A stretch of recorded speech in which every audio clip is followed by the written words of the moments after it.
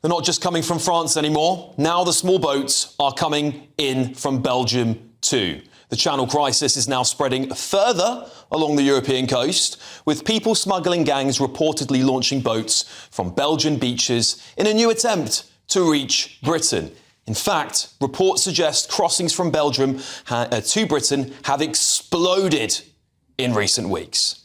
Police and local officials in West Flanders say smugglers and migrants have already been intercepted carrying inflatable boats, engines and fuel in preparation for Channel crossings.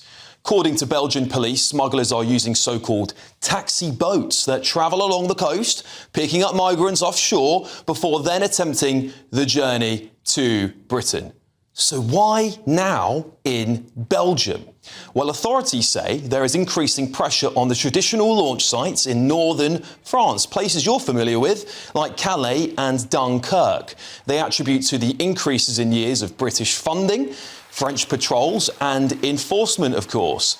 Perhaps a small bit of validation on behalf of the billions we've sent to the French, even if it's actually just isn't really, ending the crisis, just slightly delaying them. We've given Belgium at least 10 million quid so far, and in the past it's helped them to stop some illegal migrants coming to the UK. But will they now be asking for more, just as France has? And as you know, the scale of this crisis is already enormous. Since 2018, more than 195,000 migrants have crossed the English Channel in small boats, according to official figures. That's nearly 200,000 people, making one of the busiest and most dangerous shipping lanes in the world, crossing over here in those flimsy inflatables run, of course, by criminal gangs. This is a multi-million, if not now billion-pound, organised crime industry. So it seems to me, every time authorities crack down on one of these routes, smugglers simply just shift to another stretch of coastline.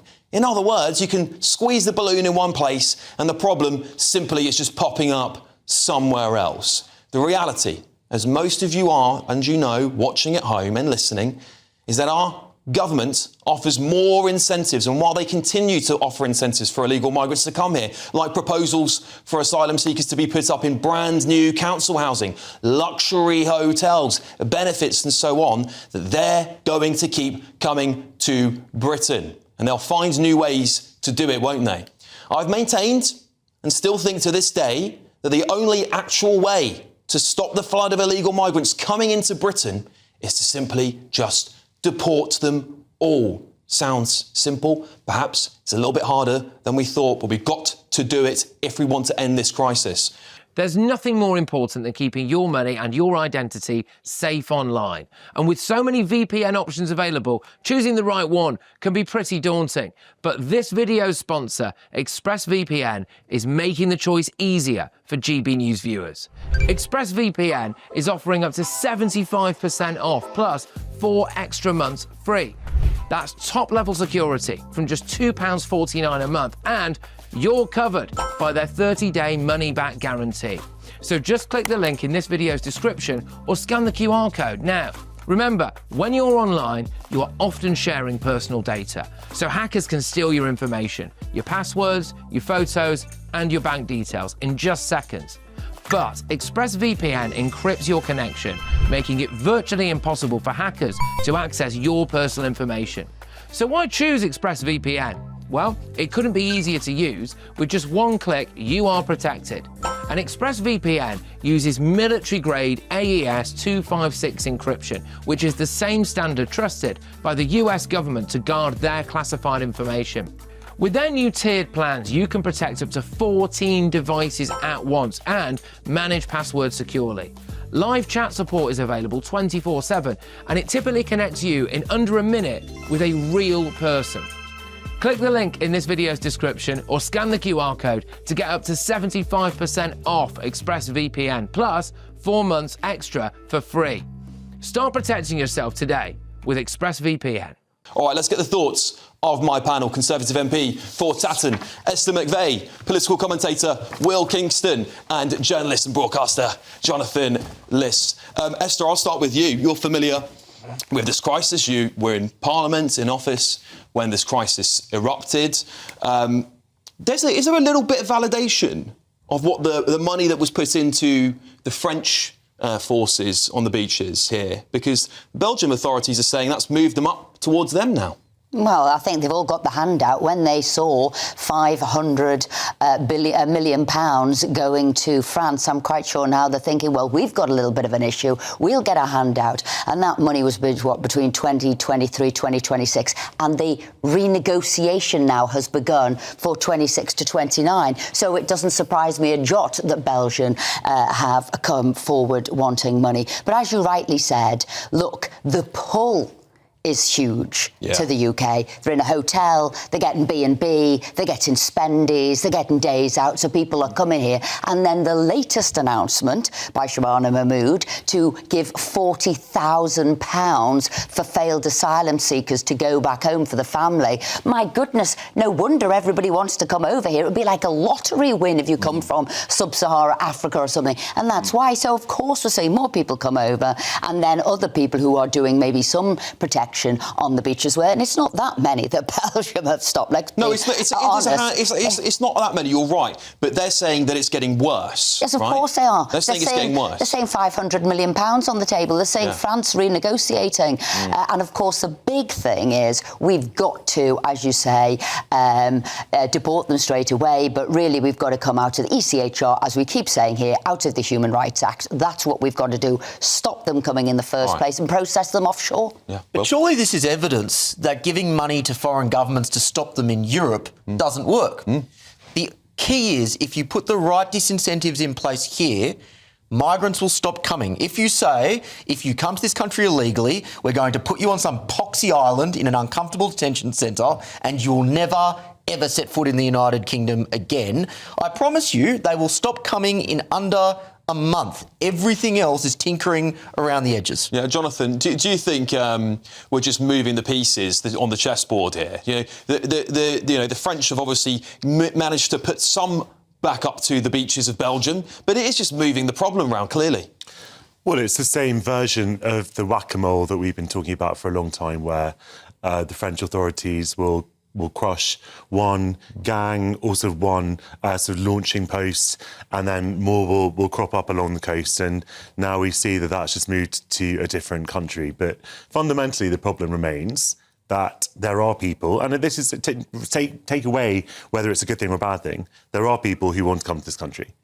And there is only one business in town that's dealing with that demand, and those are the criminal gangs. So either the government can continue to ignore that reality and wish the world was the way it wanted it to be, or it could accept that is the fact and then find ways to deal with that, i.e. by producing safe and legal routes for them to come here. And even some people I was on Nana Akuya's show the other day, and she was even saying that there should be offshore ways for asylum seekers to claim asylum, for example, in embassies in different countries. That's another option that's always been on the table, and our government has refused to take it. What would happen if we did that, Esther? We certainly don't want any more safe and legal routes. That will be more people coming in. No, the biggest mistake Labour ever did was getting rid of Rwanda. They should have kept Rwanda. They should have looked for more third countries. And the deal you should be doing with France and Belgium is to say, don't push one over to us, we won't push one over to you. Together we will process these people offshore and send them together to a third country. That's how you get two countries working together.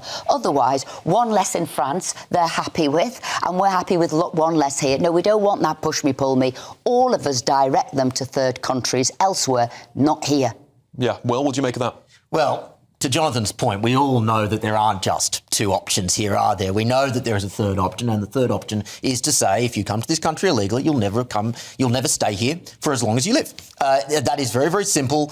Like, it is a one-sentence solution to this problem, and it takes away completely the incentive to arrive. Hasn't Shabana Mahmood done something similar like that? Has she not announced? No, she used the word may. Yeah, you may not be allowed to stay. Okay. I think the other thing is, though it isn't just one single thing that will be the solution solution. It is a whole host of things, and stopping the pull, sending them to another country, as you rightly say, come here illegally. You will not be able to say that's your first crime. You've just committed it, breaking into our country. So it's going to be a whole host of things, just like Australia did. The point is that people can't get into this country unless they come illegally, because there are no routes for them to come in, except unless they come from certain very limited schemes from Ukraine or Hong Kong or Afghanistan, which has now been shut down. If you're fleeing the war in Sudan, or, dare I say it, the war that so many people on this channel have been cheerleading for in Iran, because there have already been news reports about all kinds of Iranian refugees now desperately fleeing the bombs that our great friends, the US and Israel, but we don't do pelting that down and on let them. the But there's whole no world way for them to here. come here, Esther. No, Jonathan, we don't let the whole world come here. There's 196 countries They're not all in the trying world, to come here, and Esther. we don't But some do of them that. will. Some of them will. No, Some of them but will. we do say, and here are our priorities. This is how many people the country can take, but no more. Why don't you try other countries Okay, but there's no around way the for them world? to. But we need to Jonathan, take some if of I them, might and there's no way for them to get here. Can I just interrupt? Because Rwanda,